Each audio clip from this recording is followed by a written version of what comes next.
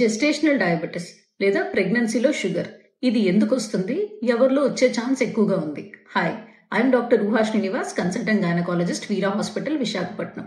నార్మల్గా ప్రెగ్నెన్సీ టైంలో బ్లడ్లో గ్లూకోజ్ లెవెల్స్ అనేవి కొంచెం ఎక్కువగా ఉంటాయి.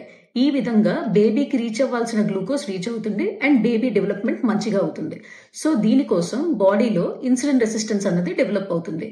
కానీ ఎవరైతే ప్రెగ్నెన్సీ కన్నా ముందు ప్రీ ఎగ్జిస్టింగ్ గా ఇన్సులిన్ రెసిస్టెన్స్ ఉంటుందో, ఇలాంటి ఆడవాళ్ళు ప్రెగ్నెంట్ అయినప్పుడు ఈ ఇన్సులిన్ రెసిస్టెన్స్ అనేది ఇంకొంచెం పెరిగి బ్లడ్ లో గ్లూకోజ్ లెవెల్స్ చాలా అధికంగా పెరిగిపోతాయి.